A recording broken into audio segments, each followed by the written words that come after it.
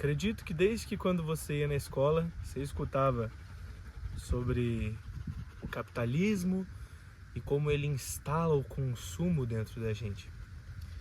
E que muita coisa da nossa sociedade consumista não é necessariamente uma vontade, e sim algo que foi plantado ali. E esse conceito, ele é tão antigo, acho que exatamente por ele ser tão antigo, ele mostra como é difícil de tirar isso de dentro do ser humano, de achar que sabe o que quer. E sendo bem sincero, tem dois conceitos do Manual de Epiteto que eu acho que se encaixam perfeitamente e podem te fazer entender por que sua mente funciona como funciona. E porque às vezes você acha que quer tanto uma coisa e aí acontece o famoso ânsia de ter e o tédio de possuir. Por que depois de você conquistar as coisas que você achou que queria, isso não te faz se sentir melhor, mas traz aquela frustração de não ser o que você imaginava? E no Manual de Epiteto tem esses dois conceitos. Primeiro eu gostaria de falar para você uma frase. Você estranharia se alguém entregasse o corpo à primeira pessoa que aparecesse, mas você entrega o seu pensamento a qualquer um e não estranha isso. Veja bem, Epiteto, anos e anos atrás, falava sobre esse breve conceito que nós não percebemos.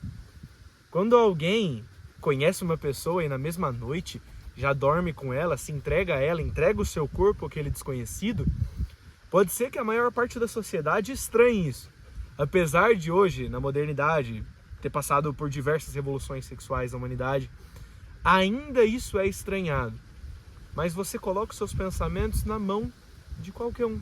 Tive que mudar a câmera de lugar por causa do vento, mas enfim, essa frase resume muito o primeiro conceito, que existe de uma forma pseudo-produtiva e de uma forma claramente negativa, como as pessoas mexem com a nossa mente. Às vezes você acha que você é dono dos seus próprios pensamentos, que ninguém muda o que você está pensando, mas a primeira pessoa que te insulta já é capaz de tirar o seu estado de paz.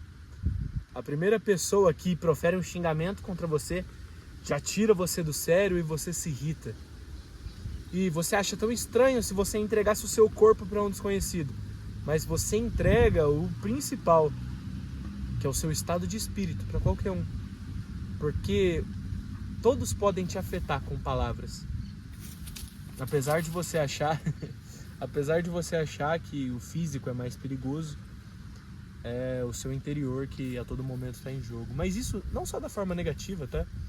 Tem uma forma pseudo-produtiva também.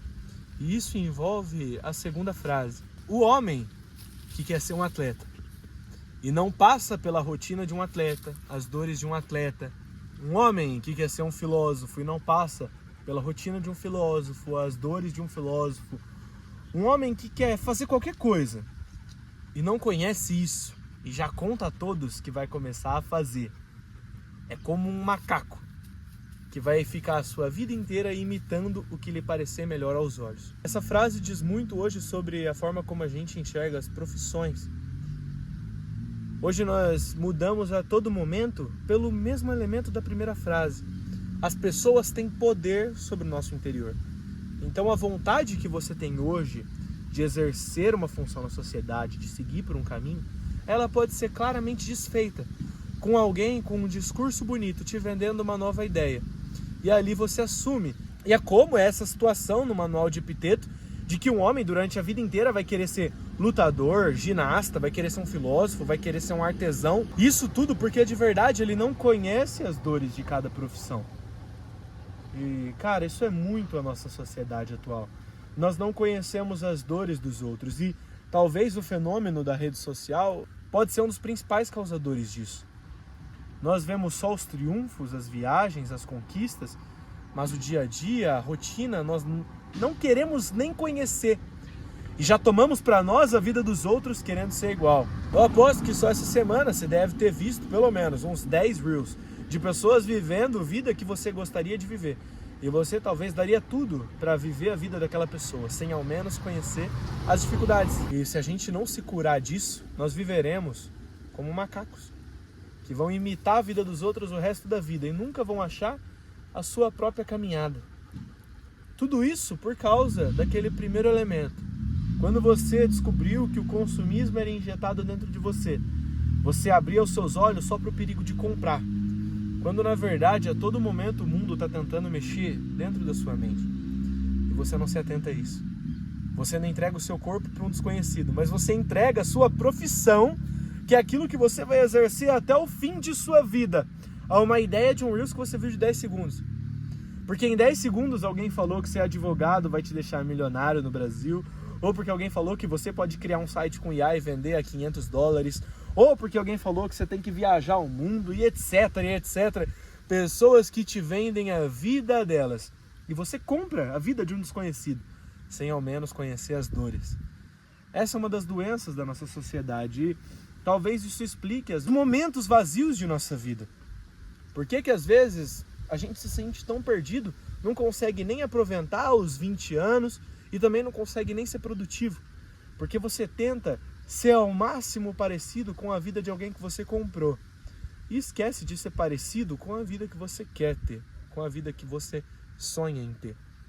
Pense 2 vezes antes de entregar o seu estado de espírito a um desconhecido. E pense 2 vezes ao invés de comprar uma ideia que você não sabe as dores, o custo, o preço e sequer se é verdade. Se você dominar a sua mente e saber aonde você vai aplicar a sua energia, você pode ter uma vida mais fluida, mais leve e até mais satisfatória para você também.